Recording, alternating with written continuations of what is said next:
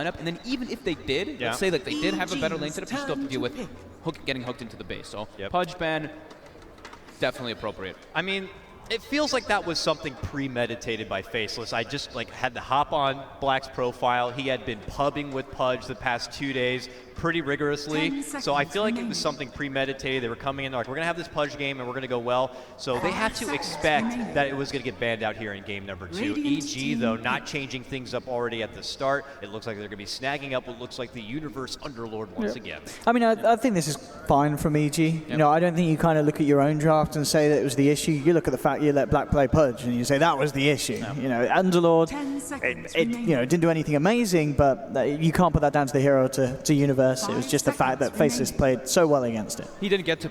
He didn't. I don't really feel like he got to play the Underlord. He got to like do what the Underlord does: group up, push towers, and just group. He was never able to do that versus the side of Faceless. Are we going to see the nuts Witch Doctor right out of the bat once again? Last time they didn't really have to wait too long to make that kind of early commitment. Obviously this time they won't have the illustrious Pudge to follow it up with, so that could be a bit of a changer. But very intrigued already to see what Faceless are going to be opening with right out of the gate.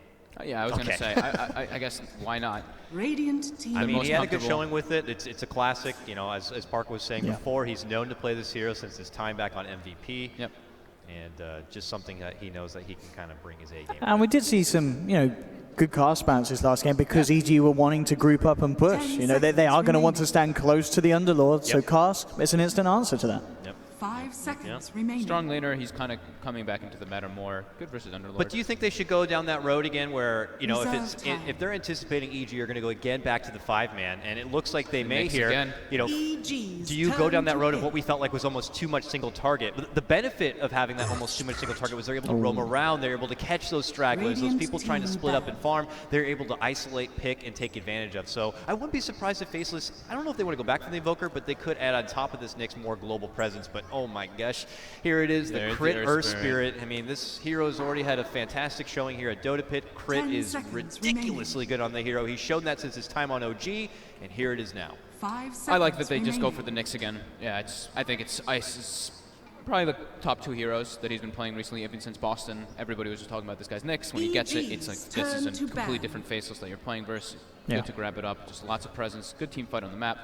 Yeah, Earth Spirit, Evil Geniuses. Definitely different, a little bit more of a switch up, but more team fight and a little bit more aggression coming out of them this time.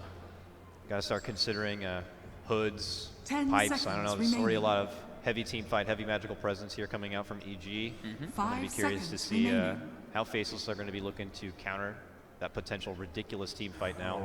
And already great initiation provided by the Earth Spirit. Radiant team ban. They'll move on forward. Bans out on the Shadow Demon. EG again, kind of replicating their bans from game 1. Get rid of the Jug once again in second phase.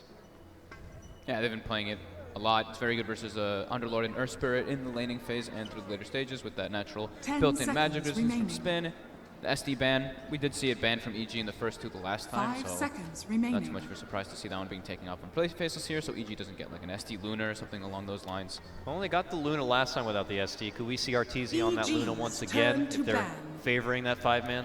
I think it's possible. It fits super well with the Underlord, and you're not playing versus Pudge this time, so you're not that squishy carry versus Pudge hooks.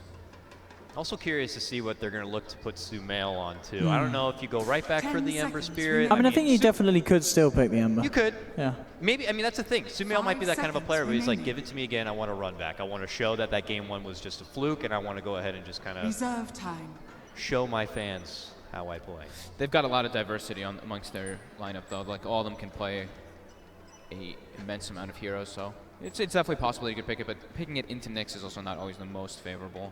But still, yeah, he could still just grab it anyway, because it's a natural Veil builder lately, and they already, like we were mentioning, have lots of spell damage on the side of Evil Geniuses. Also saw that Shadow Fiend was taken out of the picture as well. EG will rid of the Weaver. He said it wasn't too big of an impact in game number 1, but something that still feels a bit concerning to EG right now.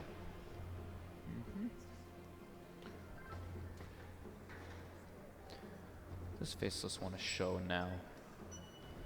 They did show their first 2 supports super early last time, but this time probably going to reserve it a little bit more since we're probably going to see Black playing back on the carry. since he's not playing the Pudge. I think it's quite exclusive when they switch with that one, right? I think it's usually just when he's playing Pudge. Yeah, I think most of the other times they keep other members do switch around. We've seen, I think it's Nuts and Jabs sometimes switch positions, depending on the mid they're able to get. I'm getting this like inkling of a black Slark.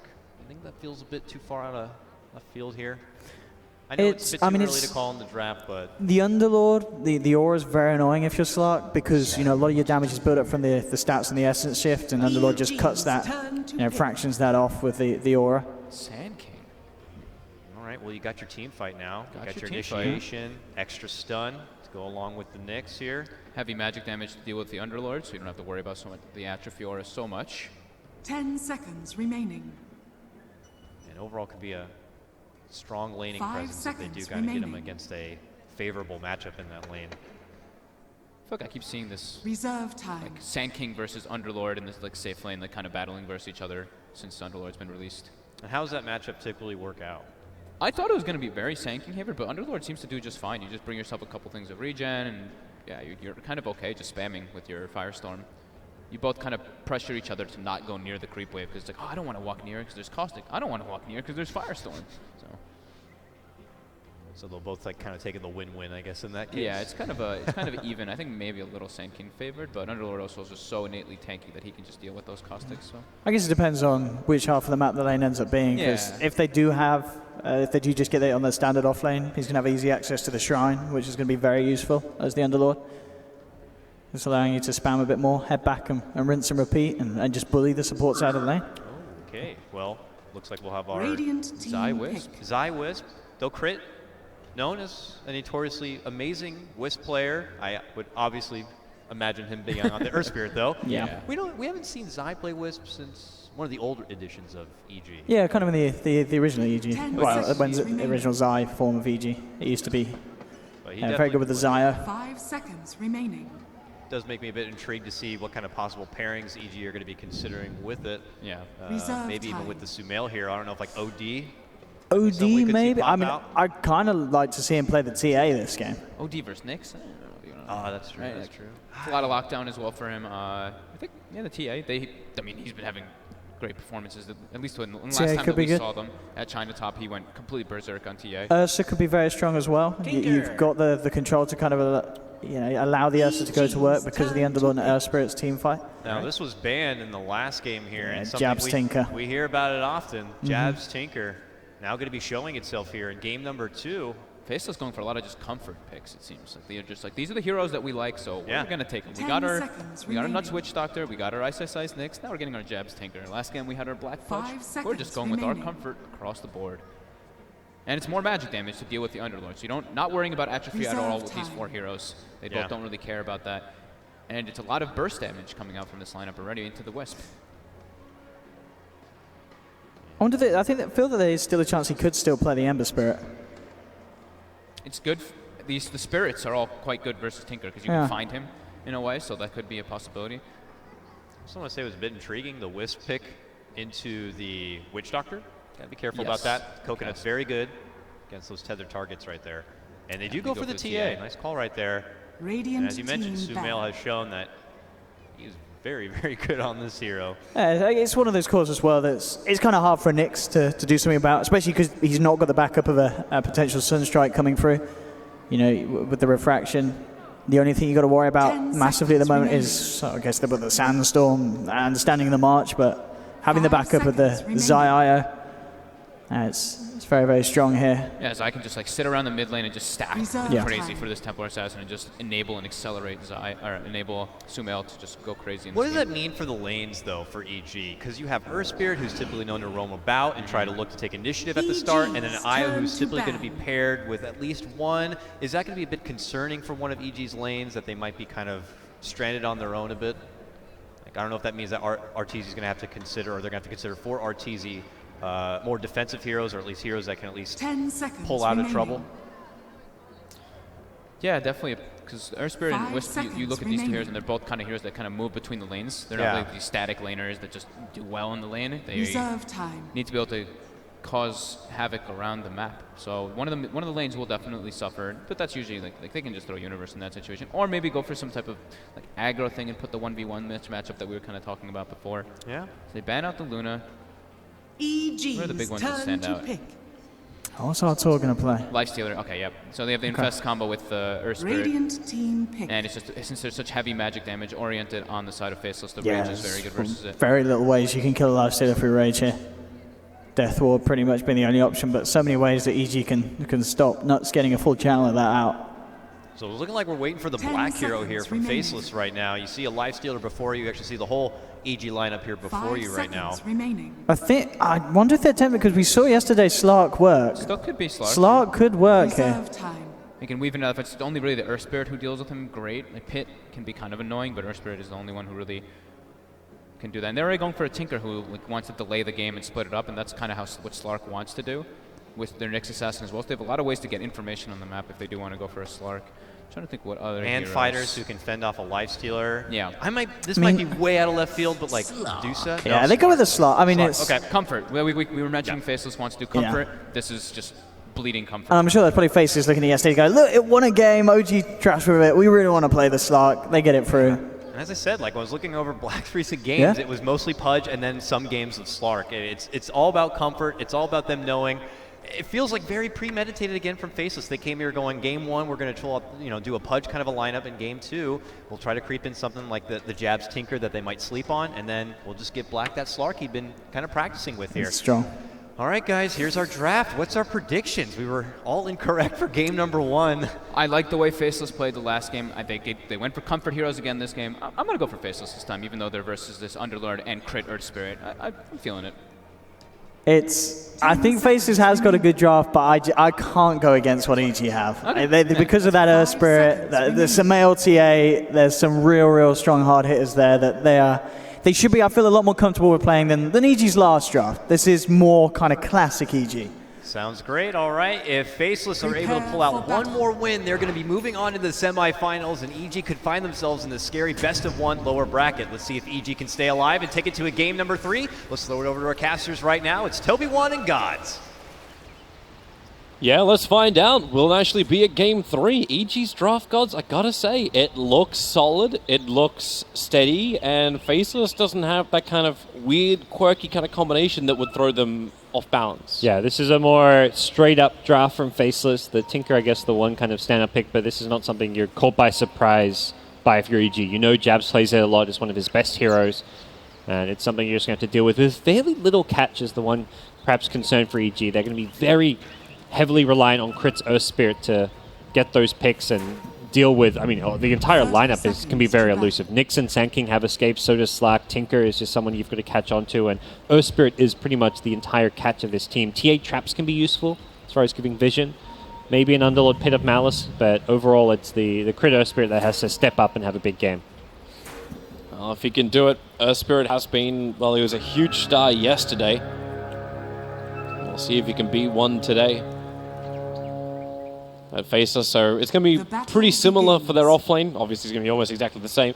The Nyx Assassin going up onto that top lane. He won't be up against any kind of Underlord shenanigans this time around. It will be Arteezy, who's almost he's actually just in a solo role up here as a Lifestealer. So EG commits Samel to the mid, and then down to bottom lane, Zai, Universe, and Crit are all going to start on the offlane. We'll see some side pulls here, I imagine, from the Earth Spirit. IO perhaps helping out a little bit as well. They want to try and pressure the lane of the Slack. So it's something we're just seeing more and more, and partly why Slack hasn't had much success this tournament and just in general is that his laning stage very, very weak. And that's something that EG are looking to punish. Oh, bottom lane, Universe. Well, the rolling boulder comes forward from Crit, but XY just tanks it. And, well, you still have that Burrow Striker Bubble going through on Universe. Zai, the tether is there, but is there enough damage? Universe is so low. Oh, wow. They will be able to survive it. Black was one right click away from the kill with that Essence Shift. Really nicely played. The Sand King making sure Witch Doctor doesn't get caught there. They do immediately shrine up. This is why these aggro tri-lanes are so effective. You've got that Dire Shrine so close to the tower there, immediately back in lane, full HP again. And suddenly it's Faceless who are using their consumables and lower on HP, on mana, they're the ones who are suddenly kind of at a disadvantage in this lane. They don't have a shrine. Their shrine's way over near the mid lane, and that's a shrine that's more normally reserved for the mid player, the Tinker. And this isn't a bad thing for them too, like you trigger that shrine that early on. The off lane, like Nyx Assassin isn't really one of those heroes that you're looking to see rotate early. And neither is the Tinker. Tinker will want to wait as well, so they're not going to be really pressured with a heavy push into the T1 tower like when you're with a Terrorblade or a Luna line up on Faceless, so it's not as bad for them. Mid lane, Jabs getting a bit of pressure coming his way. We'll be okay. Zanking used the shrine. I don't know if that was an intentional play, but Jabs is right now on top lane, rolling Boulder forward. The stun came in for the Nyx Assassin. He doesn't have anything really left, and well, that'll be the death of Ice Ice Ice. Arteezy actually went all out on him. He went for both Feast as well as Open Wounds. No rage to fight up against the Nyx Assassin. That's a nice and they goal. already had a bit of a tussle before that rotation in from Crit. Ice Ice Ice, probably one of the best offlaners when he gets 1v1 matchups, but it was Arteezy baiting him knowing that the Earth Spirit was TPing in, so very good play from Arteezy and Crit to combo up on that one. And that will give Arteezy a nice little boost to his laning stage. That's nice for him. If they can keep the rotations up here too, this means, well, one, Arteezy's going to feel more comfortable, but two, that means Black's going to get a lot more space on this bottom lane, a lot more dangerous for Universe. Without the Earth Spirit, without the IO, he doesn't survive this bottom lane. So they need to try and throttle the wave back, but Universe already did the pull over, so it's really good experience for him, really good lane control. Yeah. Black will try and get some of these last hits as... Well, that was confident XY, as he needs to run himself out of here. He's got a Pyro Strike available, but he needs a little bit more distance, closer towards the ramp, and maybe gets away, but Crit's right behind him, so is Zai. No support coming over, and he wasn't going to make it to the shrine. Not with enough damage.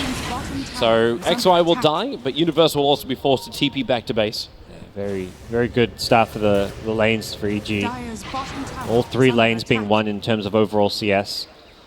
And the supports of Faceless just haven't really been able to get all too active. If they'd gotten that first blood earlier on the Underlord, could have been a very different outcome for the laning stage for them, but instead we see Underlord winning his lane against a Slack. Slack with just 7 CS only. Black is having a very rough time, and this is with the supports having vacated this bottom lane. Yep. This Underlord having the early levels, the brown boots, the poor man shield means you can't really go on him. He's just going to trade hits with you, and that's a battle you kind of lose thanks to the Underlord aura.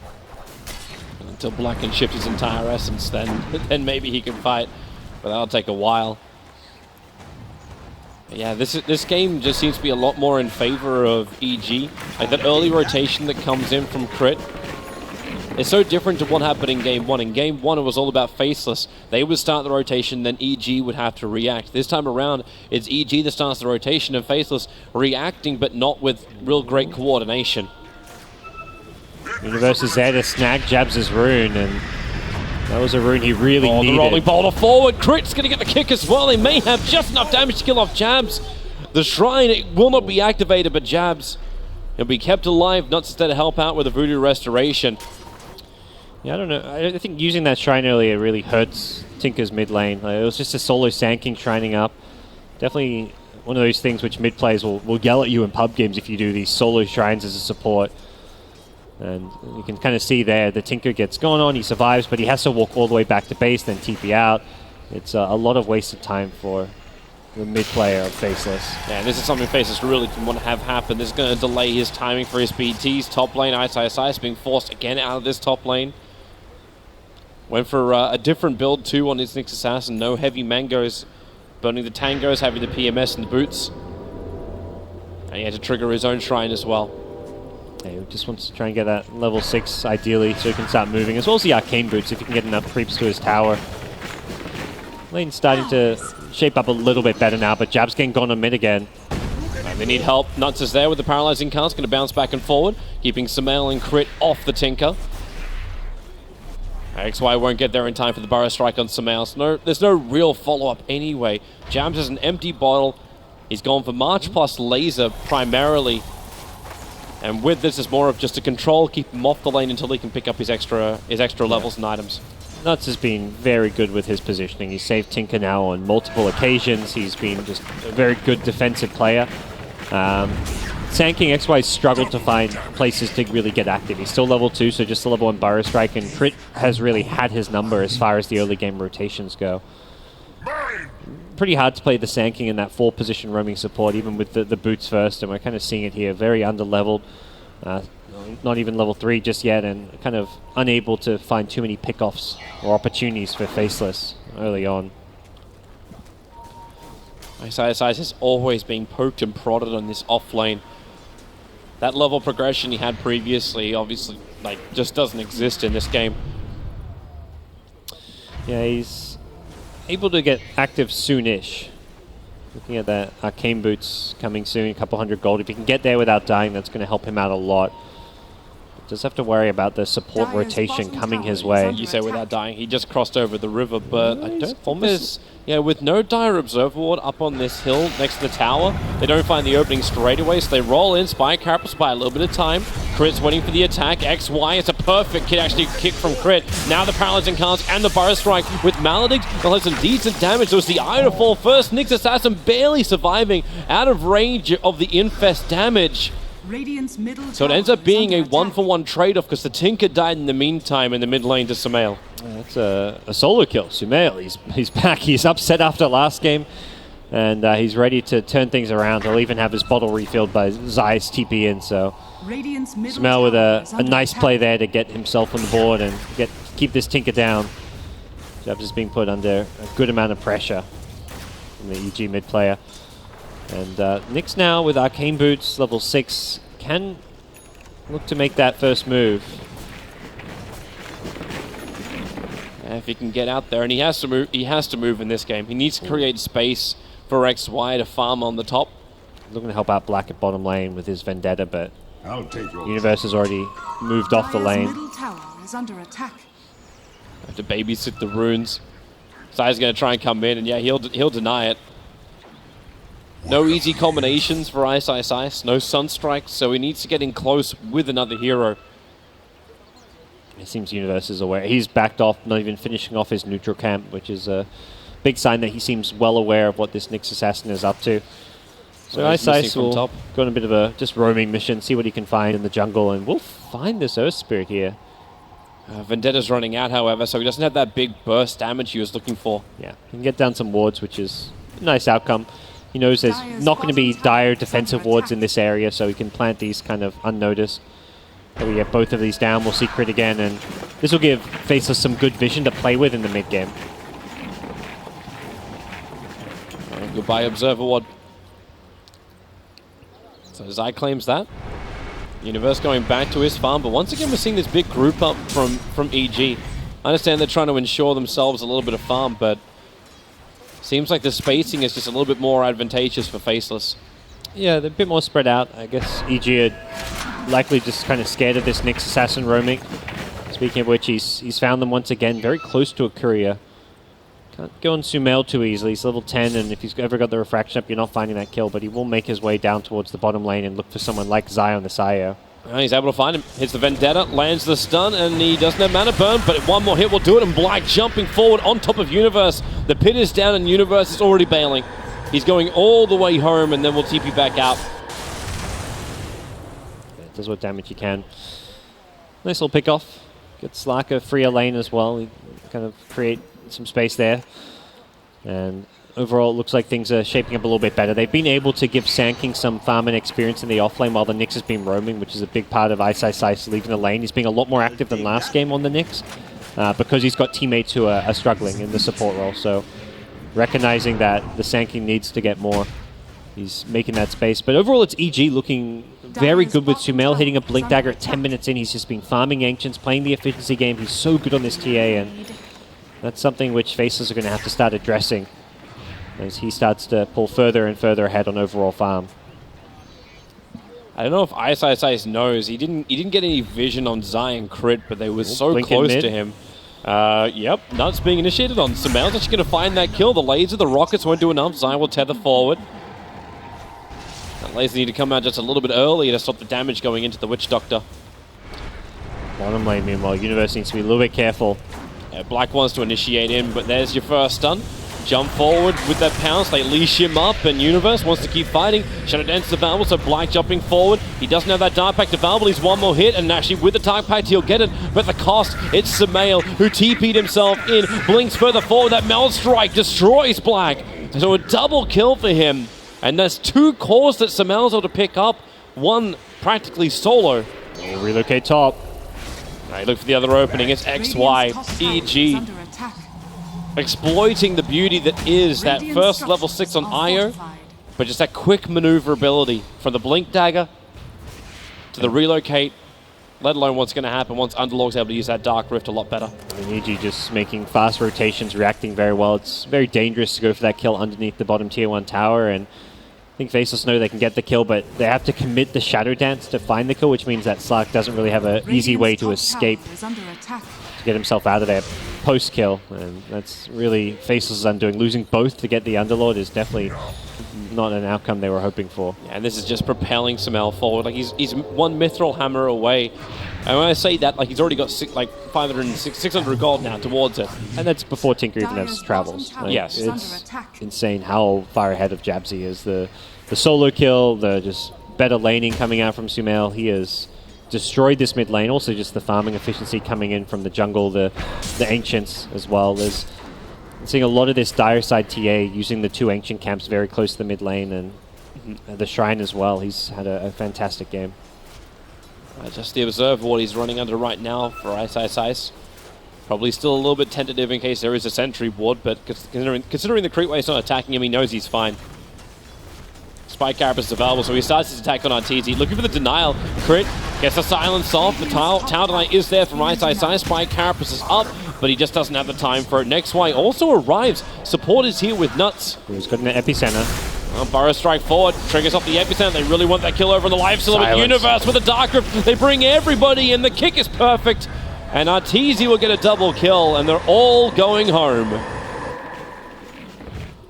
Very nicely played. That relocate had to come in to help and save Arteezy. Sand King was like, all right, he's just used Rage. I can go in, epicenter him before it comes back up. And Arteezy able to get the help he needed to stay alive. Good reactions. And again, it's EG just moving around and reacting very well to the Faceless aggression. Faceless are kind of getting desperate. They're going for these risky kills. We saw it bottom lane by the T1 tower. We saw it there. Nyx goes in like 1v2 just to get a tower deny and buy some time for his team to show up. He feeds away his life for the tower deny, and that in itself wasn't really worth it in my eyes. And from there, it just got worse with the Sand King dying. He's going to try and Dark Pact off this, and there's still Pit of Malice, and then Rolling Boulder from Crit. Silence will be there with a quick Shadow Dance. Lark tries to evade, but they just follow the little puff of smoke. No more stuns available, so Black can just TP away to safety. But he has to abandon the bottom lane, so EG can freely push this now. Yeah, EG kind of hitting their stride now, able to start taking towers and objectives. Sumail very low in the mid lane, though. We'll find a... Oh, will he? Okay, yeah, blinks onto the rune, and with the refraction, Sand King. Oh, boy. Oh, boy. SK. No hope of survival with that at all. Yeah, that's what TA does. Things are spiraling out of control. If you look at the graphs, they're pushing down and down. And when I say down, that's in favor of evil geniuses. Rapidly approaching the 10k mark. Yeah, one of those... Hard to blame the Sand King there. Like, he knows they're in a desperate position, and he's just fingers crossed, hoping TA doesn't have refraction up, because if you get that kill, it's a very big kill. You die, it's like, well, we're a bit further behind. We're behind regardless. Okay, we'll get the initial silence off. There's a relocate on the way in. Zion Sumail will arrive. Ice still in the middle of it. Gets a 2-man stun only, but he got revealed. It was the sentry ward that was previously planted down, so Wish Doctor for the IO, and Arteezy will actually make it a little bit more in favor of evil geniuses, and Sumail looking to do the same. Black fights under the shrine. Jabs will arrive with that laser miss. Sumail not too happy to try and go back into this fight when he gets Burrow striked up. That's a huge streak to give over to Jabs. Crim may get the kickoff. And Rolling Boulder away, but Black doesn't have the movement speed to catch up. But there's big items coming their way. That's now the Shadow Blade going to be completely done if he can... No, he doesn't pounce. Yeah, he pounced over the cliff. Yeah, that's how he got there. Very close. Jabs, and then that's a big kill. Killing that TA. But that's BT's almost the Blink Dagger up for the Tinker. And once that Shadow Blade flies out to Slark, then he's going to actually have a lot better initiation too. Yeah, it's starting to look like the... all hopes for Faceless will rest in the Tinker's ability to stall this game out, buy them time to farm, defending lanes, and just being very annoying and problematic because of how hard it can be to catch him this game. Earth Spirit, we're going to probably look to go for that Blink first. TA does have Blink and Traps, but also has to match up against the laser, so Jabs can always like laser, then either Blink away, TP out. I'll dig that. Man, Arteezy got so much money too. Finishes up the Echo Saber to go along with the Armlet. Just the casual Blightstone. Didn't want to obviously finish up anything more. Crit, extra stun. This will allow Nixus has to get his stun off as well. Zai wants to help out, but that Death Ward doesn't do any damage. Not when Zai has tethered him up.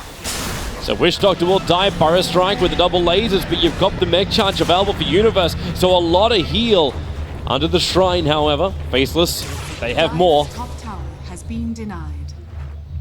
And they'll just retreat, accepting the fact they lost the Witch Doctor. I think he kind of ran out of steam there and couldn't quickly come back to the fight. Doesn't have the Blink Dagger quite yet. It was 50 gold short, so we'll be picking that up in a second. And then with that added mobility, finding those kills on heroes that someone like Sankey initiates on gets a bit easier. And speaking of which, Sankey needs a blink of his own. He needs to find those quick burst damage on the frontline target. But that target will no longer be able to be Sumail if he gets himself this Aegis, which should be an uncontested one. Yeah, they just don't know. The 3 men smoked in. You got no vision inside the pit. There's no easy Sunstrikes to use for scouting like before. But everyone is sort of missing apart from Crit. But it's too late. Yep. Too late. With the Sanking Nyx, potentially could have gone to make a move there, but Sentry Wards were down, and you have to go in a bit blind. And without the info which EG has, it was just too risky. And problem is now, EG with a Rage Lifestealer and a TA with an Aegis can just start taking every tower in the map. Oh, they're looking for nuts. Their Observer Ward on bottom rune was able to scout out his movement. And if anyone was there, they weren't there in enough force. Sumail was going to finish up the tower anyway.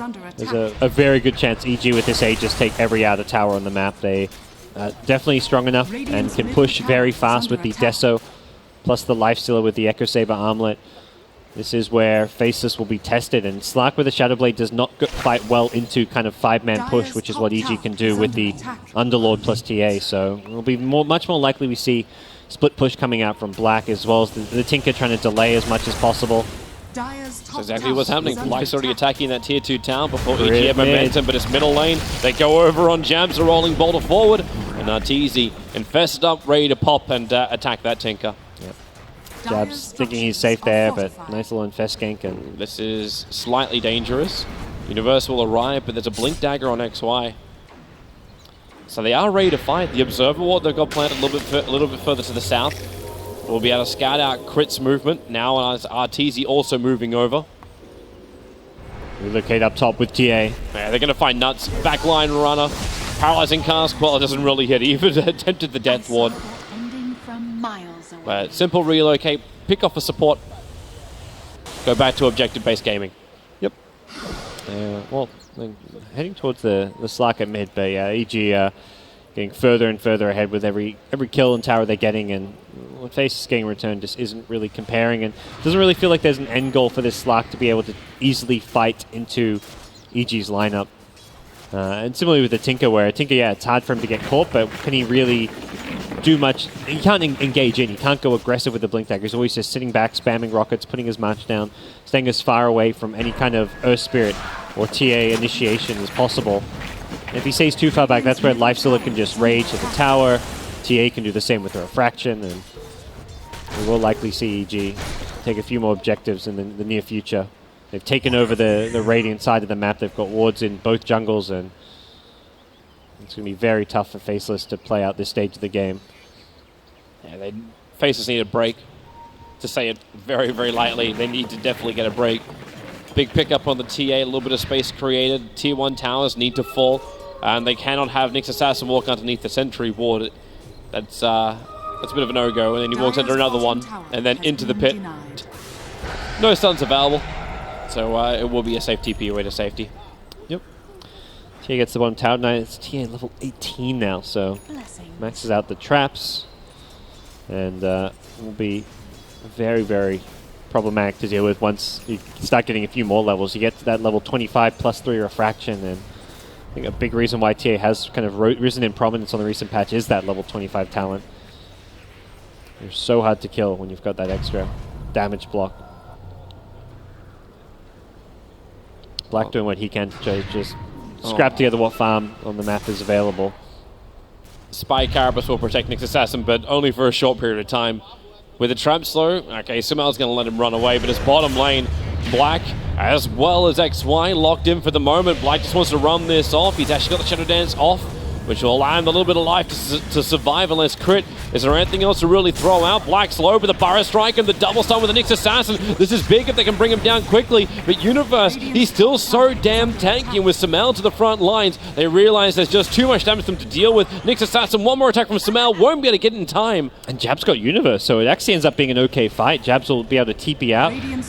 They lose just a Witch Doctor for 2 kills. You're thrilled about that if you're Faceless at this point. Black's coming back in, they want this kill.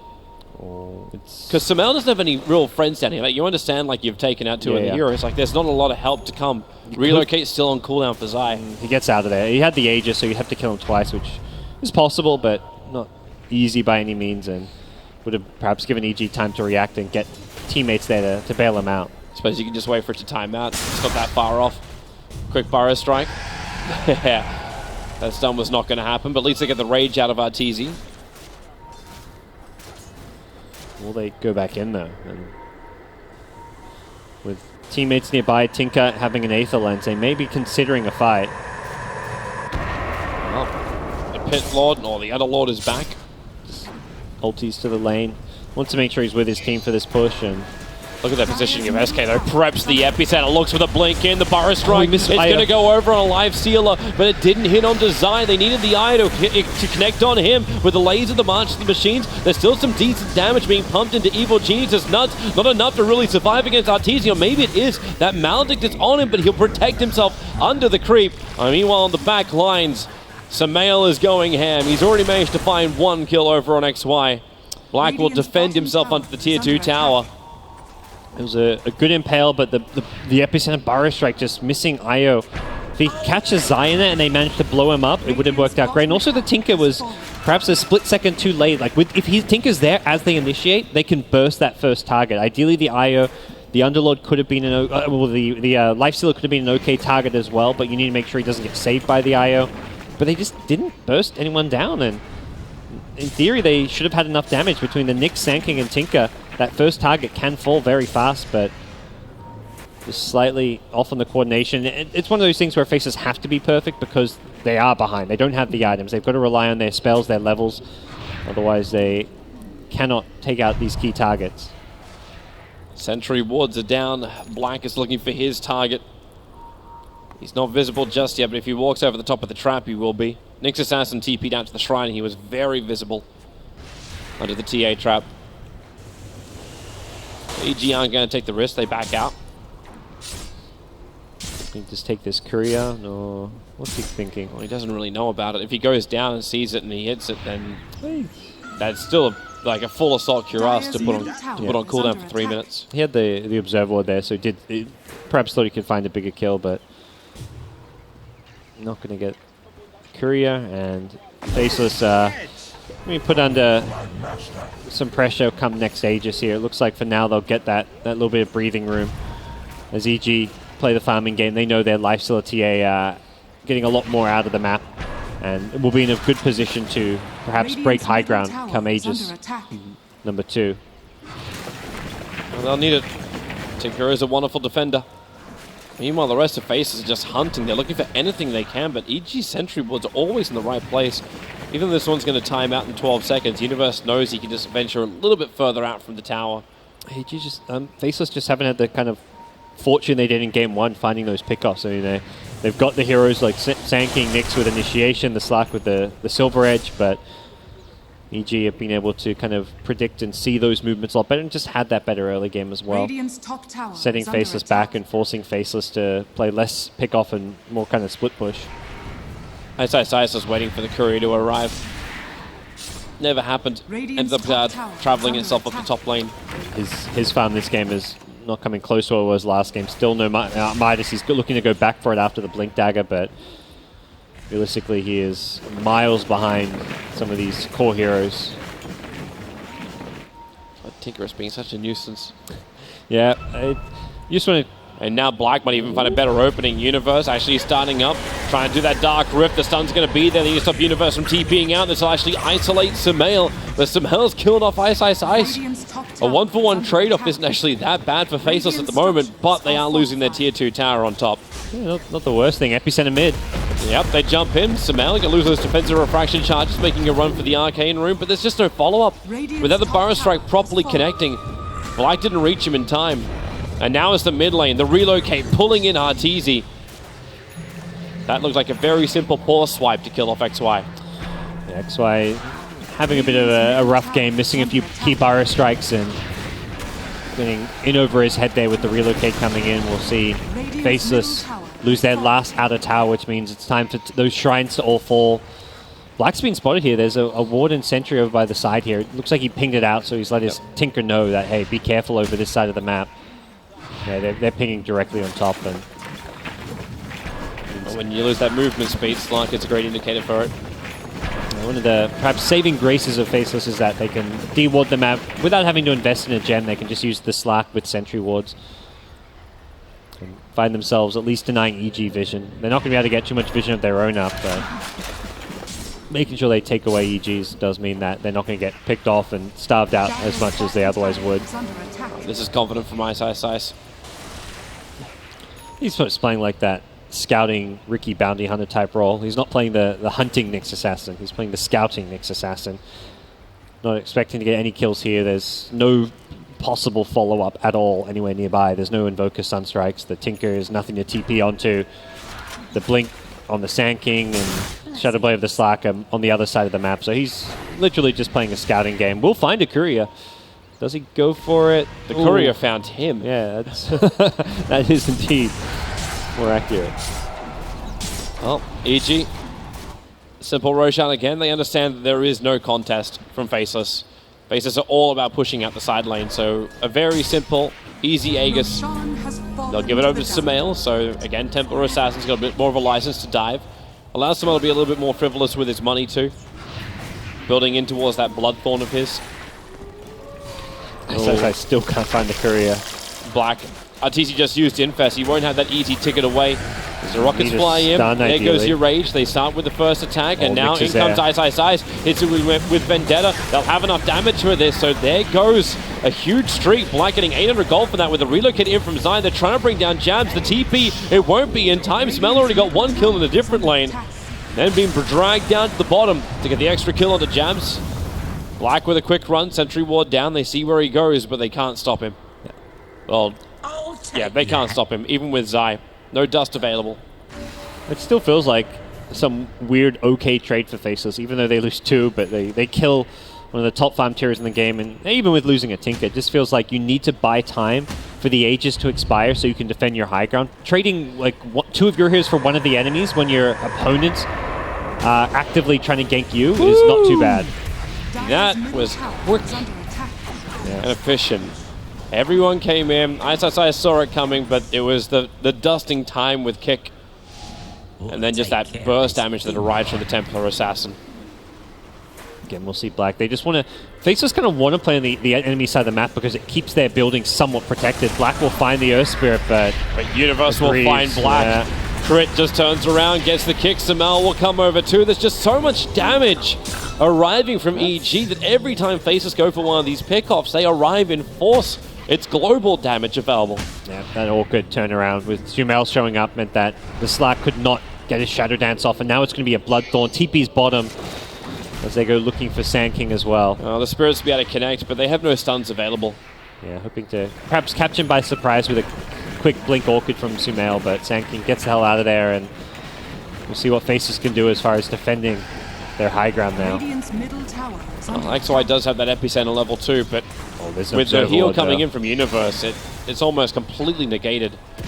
They need to deal with this high ground ward. They don't seem to be aware of its presence just yet. Now they'll see it, and the question is who can actually kill it. I don't think Ice is meant to do that either. He triggers the shrine. Whoa, okay. That's one very dead Nyx. 45 seconds, he'll have buyback available. This ward is just brutal. When you've got a TA who can blink and burst the hero with one meld. That's a big find. They found Tinker down in the tree lines with a pit down as well. There's almost no way the Jabs get out of this when they turn on the Magnetize too. Focus over on the Slark. Nyx Assassin already brought back, but Black able to dodge that last little bit of an attack. He's running in. The sentry wards are down. So EG have that detection if Black tries to do any kind of shenanigans with that Silver Edge. And okay, Epicenter in from XY. Is that enough? Templar Assassin will burn the Aegis, the Immortal. And in comes Universe. Where is he going? They're actually taking him all back to the Shrine. If everyone can get together, they are bailing out. Everybody's out. Everybody will regenerate, and Faceless get nothing. I mean, Sumail made a bit of a cocky play there going in the fountain, but he got bailed out hard. That was really nice. He also got a bit unlucky with the insta-bash from the Slark. He wanted to try and chase down for the kill with the Bloodthorn, but Universe, great Dark Rift usage. Fred, he's got friends. XY, actually remaining hidden. We'll see Aegis being lost, but it doesn't seem like it's going to slow down EG. They've still got that high ground ward. It will now get dewarded. TA's just able to blink in, burst anyone with the Bloodthorn. Does now, unfortunately, have a Ghost Scepter. Not an item Sumail ideally wants to have. Bought that just for the fountain respawn, so he did make sure he tried to not die there, but as a result, he just decided to, I don't know if he wants to buy an Ethereal Blade. It's not really a great item this game for him. Yeah, it doesn't really seem to be that kind of like, hey, this is definitely a really great core item over on the Templar Assassin. With the way the new shop works, it's now going to be, if Sumail buys it, one of the recommended items. Everyone over 5k starts buying because Sumail did it. Yep. Oh dear. Ice. Everyone's going to start diving fountains now, You'll feel this is a good opportunity. Refraction Charge does come up. There's a quick push out with the Hurricane Pike. XY could not get that Burrow Strike off, which he needed to make that work. I think that would have... Oh, they didn't have relocate. If they'd relocate there, that would have quickly backfired for Faceless, but on cooldown still. Zai has got all the support items, the Vlads, the Glimmer, the Ghost Scepter of his own. Very hard to play around these team fights if you're Faceless now with the sheer item advantage that EG have. And TA has hit that level 25 plus 3 refraction instances. 30,000 gold advantage. No wonder they got all the items up. Quick little haste room for Arteezy chasing down Black. Black will not have the movement speed to outrun him, but he has friends and a base. That'll work. So this is the big timing right now for Faceless. Big defense. Jabs needs to make sure these creep waves never really enter the base. There's also that infested lifestealer back inside crit, looking for the opportunity. So Sumail just walks in through the bottom lane. Alright. He knows it's open. Does go for the Ethereal Blade. Ton of agi from this item. It will hit very, very fast as a result. I'm wondering who he tries to pop it on. Like, Sarkanoi's Dark Pact. It's just like a nice little bit of killing damage if you go on a target and they're like getting away out of range. Just maybe throw an Ethereal Blade, try finish him off, but definitely an unconventional item choice when you're not bursting. I mean, Slack has a lot of physical. You can always use on yourself. But not the ideal outcome. Black just getting Essence Shift up. Nice little like cheap hits. Whenever he can get free hits off, he just needs to do so to start getting those stacks going. Yep. Build it up. It's like watching ODs trying to steal intelligence before a team fight. He needs to have it, then get hit like a truck when the fight begins and not halfway through the fight. They've gone in with a Hex, but not going to follow it up. All he does is just rocket spam and Hex spam, but the Burrow Strike up on top hits Sumail. Zai's going to be there. How to actually hold him in position. And now with the pit. Oh, I think Sumail actually wanted to fight, triggered his BKB. Looked to be engaging. It was an IO defensive relocate game. It wasn't like Sumail was going to die there. I was a bit surprised to see the relocate being used, but I think Zai just wanted to reposition him a bit, make sure it was okay, and does get Sumail's BKB down to 6 seconds now. You can see the potency of Faceless's draft when they're defending high ground. They're very, very strong, and having lost that first Rex does set them back, but they're not in a position where this game is entirely lost just yet. A Tinker Hex means they've got initiation to catch the Lifestealer or a TA before they pop BKB. So there's Zai who's going to have to be on point using that relocate to save teammates who perhaps get initiated on. And also the heals from Underlord. Anything which keeps the sustain going for EG. And it stops Faces getting what they're looking for. As you said, like, all they want to do is find just that one quick pick off from a heavy control coming in from Jabs. And now Abyssal Blade is fully completed on Arteezy, so speaking of control, he's got it in droves. Yeah, he's got... And Black actually stopped building his. He was looking at it at the very start. Now he's actually turning his attention towards the Skadi. Wants to be able to hold his own against the TA and lifesteal a bit better, having the slow from the Skadi as well as all the extra stats. Means he can go toe-to-toe with those two carries a little bit better.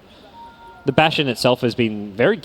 every time I've seen Sumail pop BKB, just getting instantly bashed. Same for the lifesteal when he rages. This basher has been a value pickup, and the Abyssal, yeah, it's a guaranteed bash as well, but it seems like he's getting enough value just from the Skull Basher that he can invest into... Actually goes to BKB, not Skadi. Interesting. Wants to be able to get out of the Bloodthorn and the Earth Spirit silence. I would say it's more freedom to fight in the... But then Sumail's the one doing all the damage at you. Yeah, I mean, it does damage through the Bloodthorn though, so being able to BKB it off may save your life and negate some of that damage he'd normally do. Black's running in, but that's a DD Templar Assassin. Unless you're going to get permastuns, this is not going to work. And a 3-man kick from Crit and a 2-man pit. This may be enough control for EG to at least get one of these kills and open up the mid, especially when Sumail and Arteezy just combo together. No buybacks available for either Ice, or for Black. More kicks hitting into the Witch Doctor. So Sumail, 2 hits? Yeah, 2 hits. That'll do the job. Moving over to XY. That's the game. We're going to a third as EG will take game 2 with 32 kills to the 9 of Faceless. But really just a strong performance on all lanes. Yeah. Winning the lanes as hard as they did and putting Faceless on the back foot. Slark could never really get too involved. The Shattered Blade came a bit later than you would hope for. The Sand King's early game rotations weren't all too effective. It was Earth Spirit coming top, getting a kill, and moving around, helping mid lane win. TA was double the Tinker's net worth at one point, like 15 minutes into the game. EG, yeah, they won their lanes hard, and then they just didn't give Faceless any room back into the game through what looked like a great Faceless team fight. They had the Nyx, Sand King, the Tinker, the Witch Doctor. They had definitely the superior team fight if things were on equal terms, but EG did not let them get the equal terms team fight. Hey man, you got your wish. The Earth Spirit did his work early on, and everything just started working for EG after that point. So game number 2 goes their way, and our first series of the Dota Pit Day will be going to a 3. We'll be back with you after the break.